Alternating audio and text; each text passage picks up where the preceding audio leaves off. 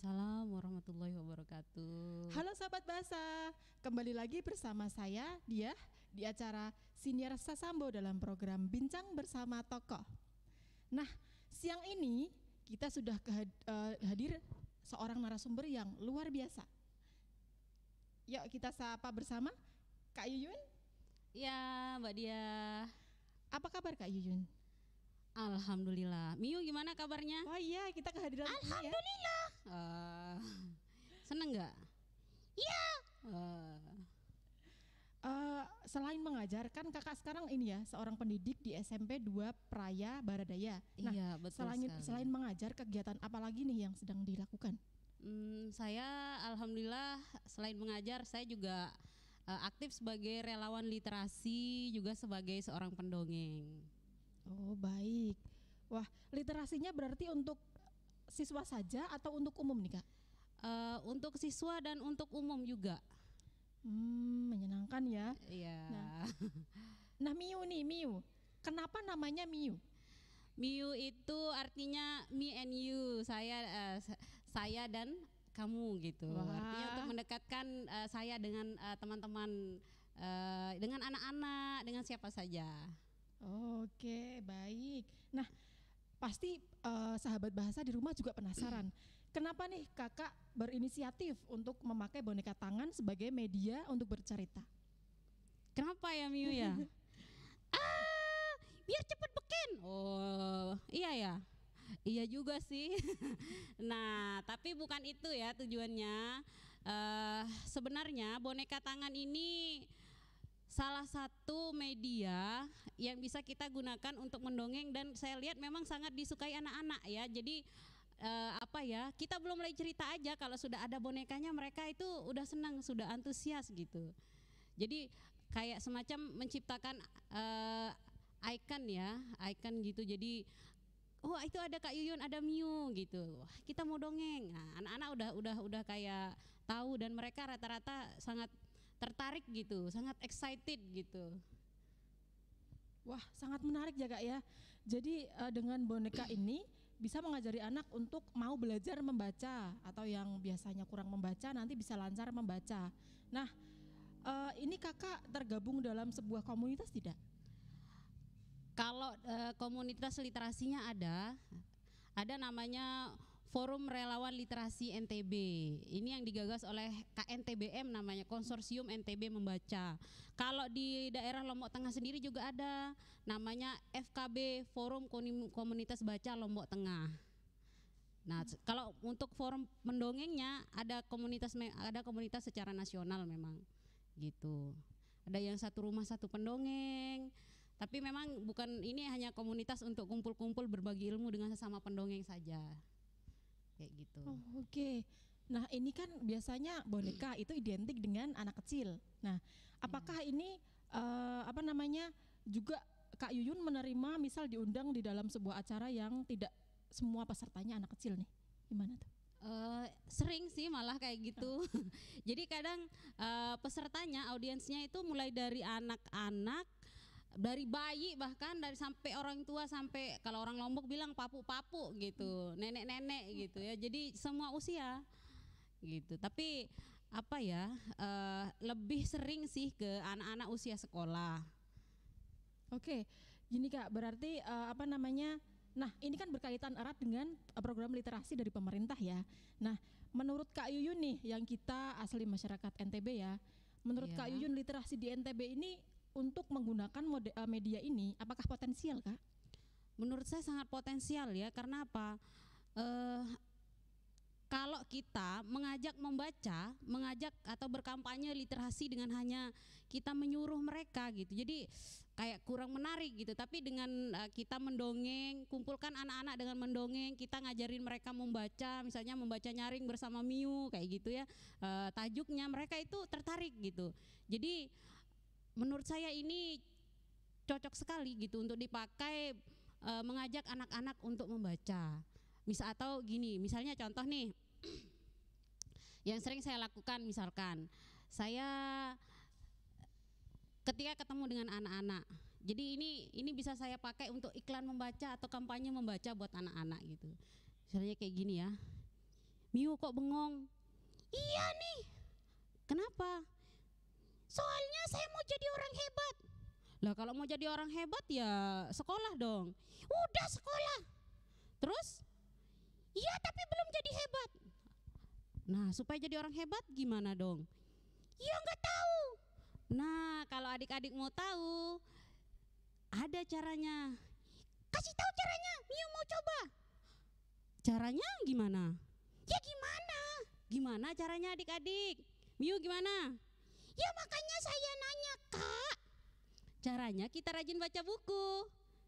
Ya terus kan di rumah nggak ada buku. Nah, contohnya kalau nggak ada buku kemana? Ke perpustakaan. Nah misalnya kayak gitu. Contohnya nih contoh sederhana gitu. Jadi saya nggak perlu. Ayo adik-adik kita ke perpustakaan. Gitu cukup dialog kayak gitu sederhana gitu. Setiap dongeng, setiap saya cerita sama anak-anak, selalu saya selipkan ajakan-ajakan untuk membaca, untuk ke perpustakaan.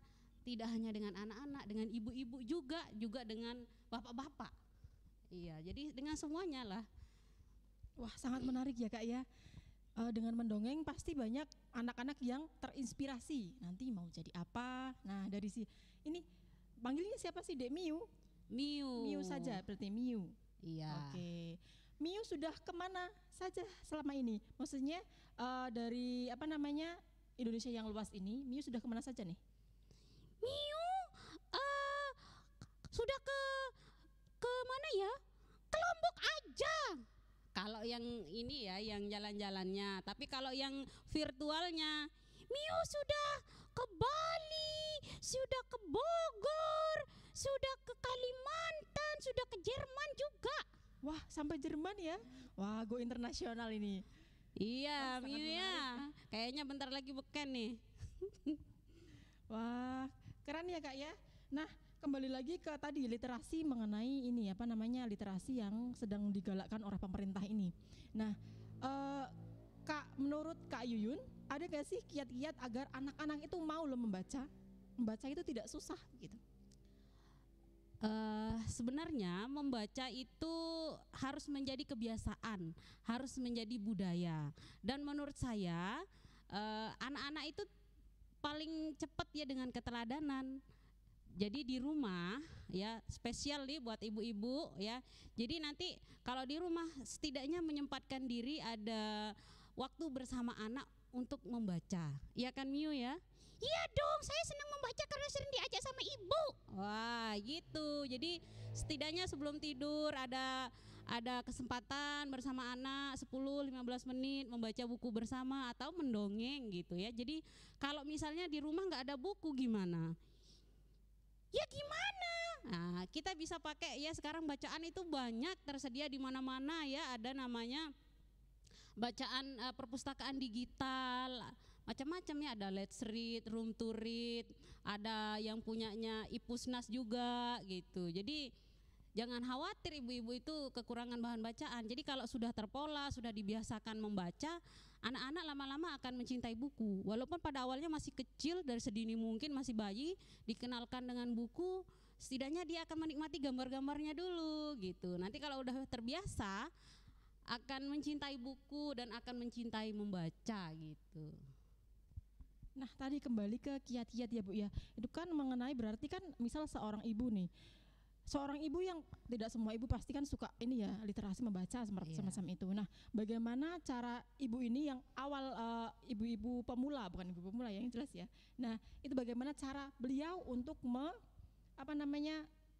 menanamkan pada anaknya bahwa literasi itu penting. Bagaimana nih? Nah, sebenarnya ini tidak hanya peran dari seorang relawan literasi atau dari pemerintah setempat dan lain sebagainya ya, tapi peran pemerintah itu luar biasa ya. Seperti kemarin ada kegiatan GLBK, Gerakan Literasi Berbasis Keluarga, dan kita menyasar ibu-ibu pesisir yang ada di Kelurahan Bintaro, di Kelurahan Bintaro ya, Kecamatan Ampenan.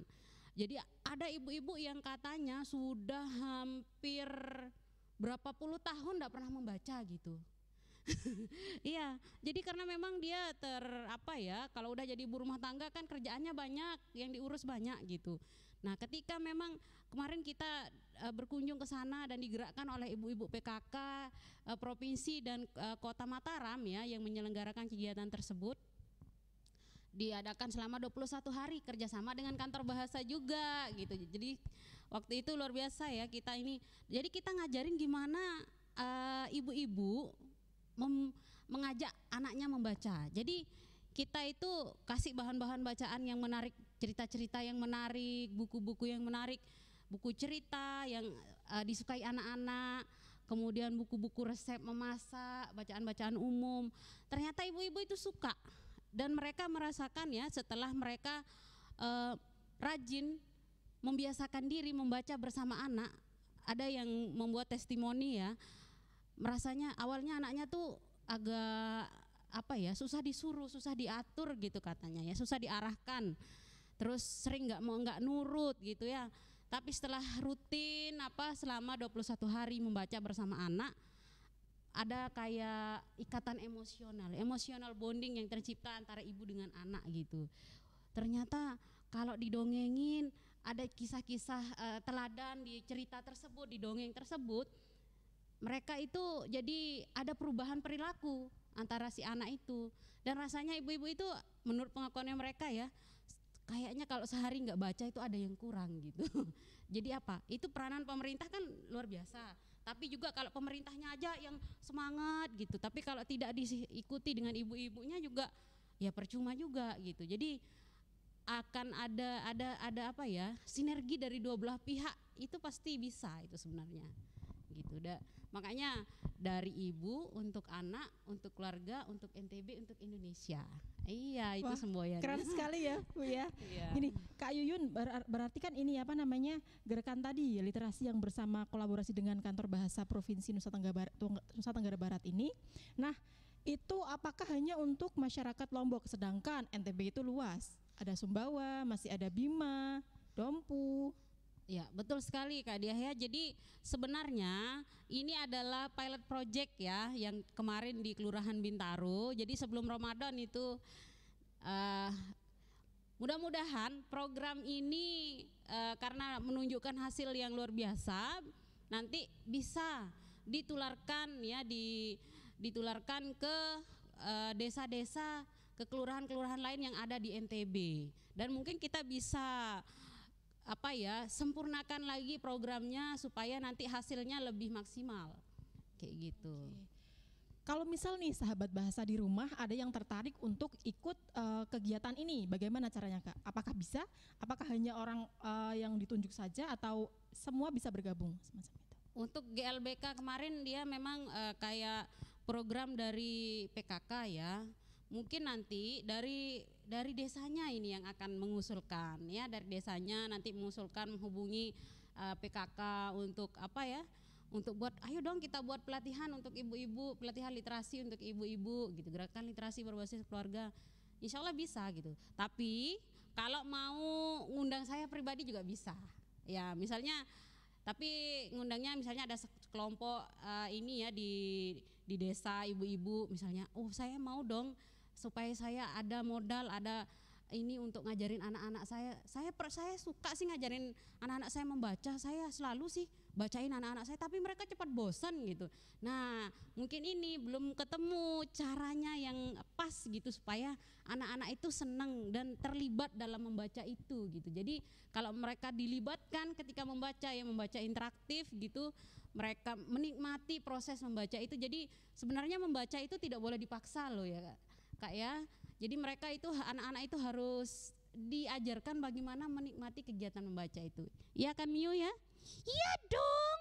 Nah ya, jadi nggak boleh dipaksa. Miu dipaksa nggak kalau baca? Iya, pertama dipaksa. Pertamanya dipaksa. Terus setelahnya jadi seneng dong. Iya. Tapi memang ada ini ya. Dulu belum tahu gitu ya bahwa membaca itu tidak boleh dipaksa, dan sebenarnya belajar juga nggak boleh dipaksa ya.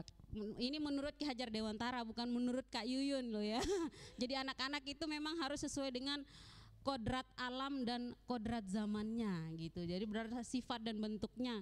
seperti padi, seperti jagung misalnya, nggak usah dipaksa supaya jadi padi. Padi juga nggak bisa dipaksa jadi jagung, tapi gimana merawat benih-benih positif yang ada di dalam diri anak itu untuk terus berkembang supaya tumbuh baik.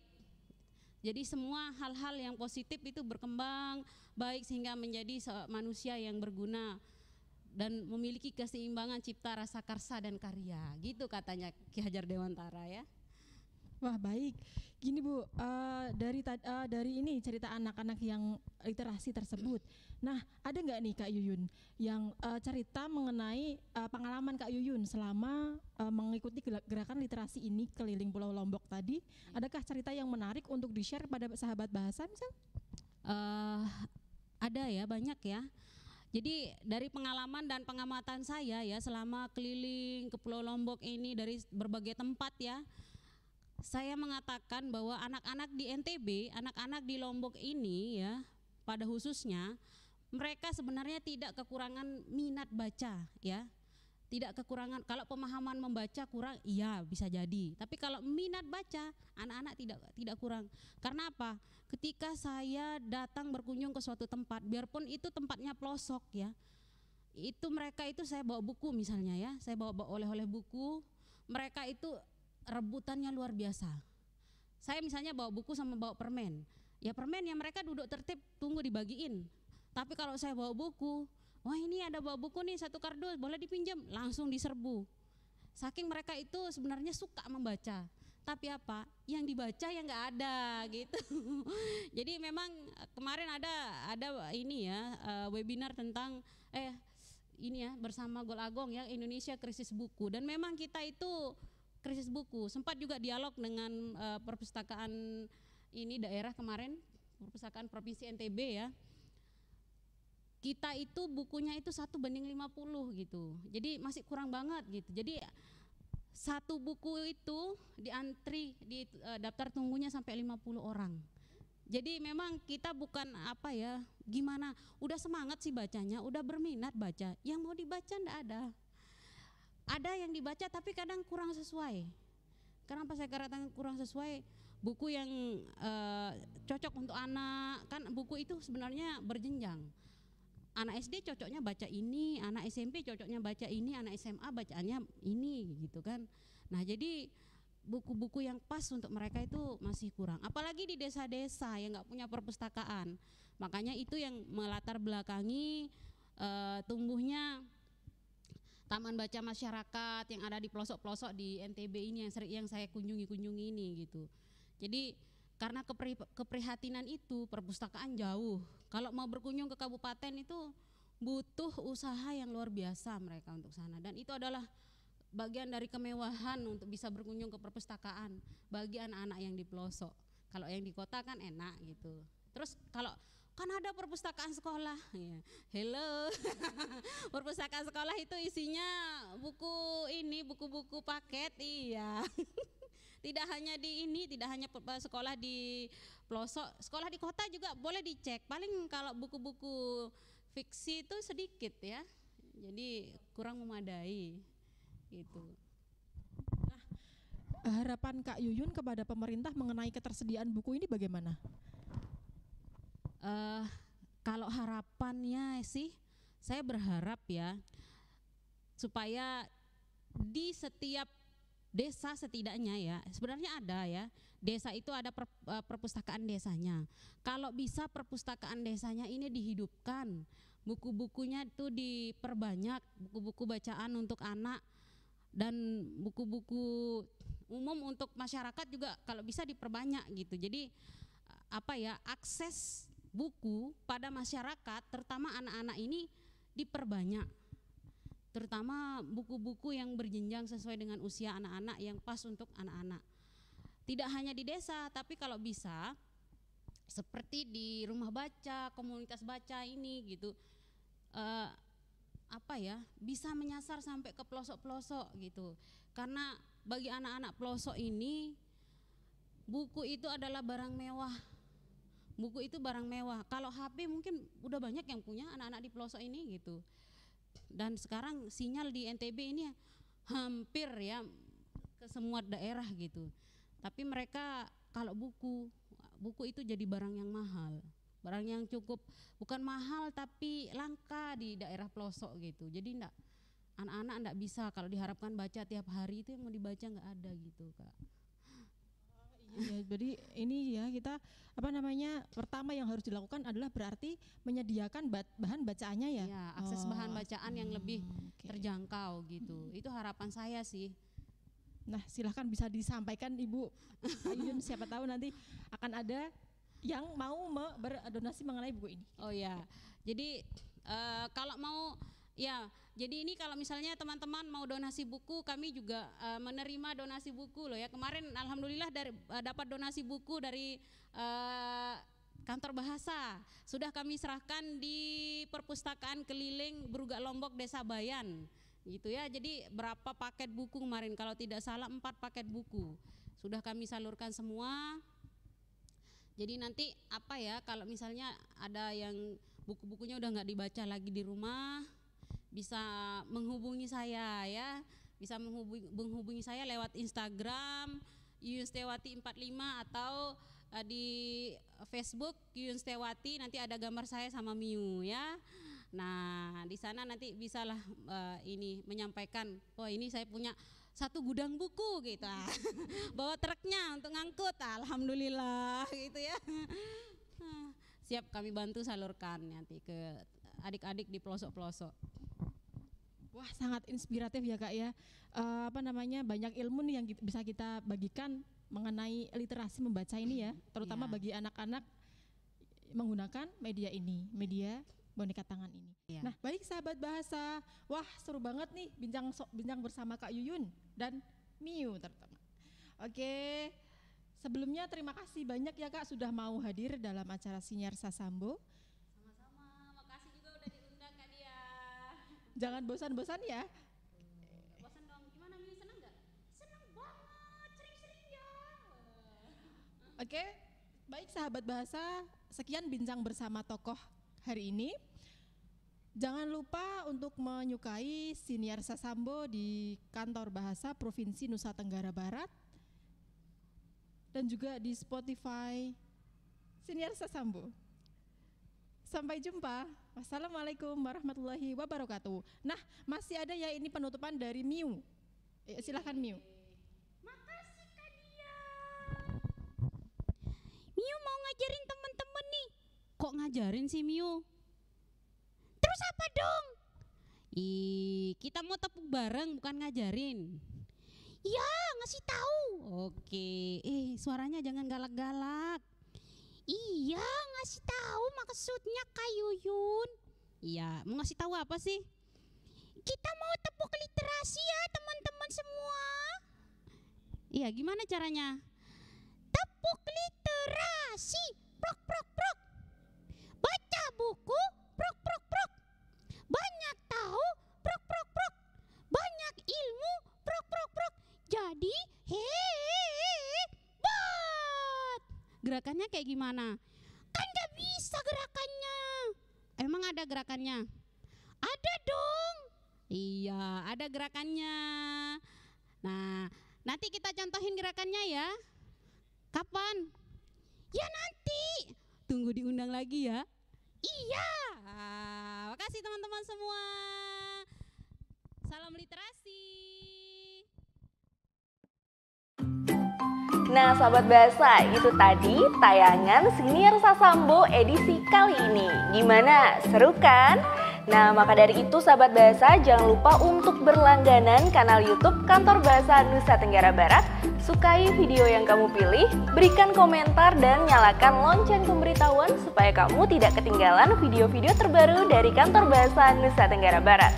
Tadi video-video yang kamu saksikan juga kamu dengarkan dan saksikan melalui SoundCloud dan Spotify Siniar Sasambo. Jangan sampai terlewat ya. Dah.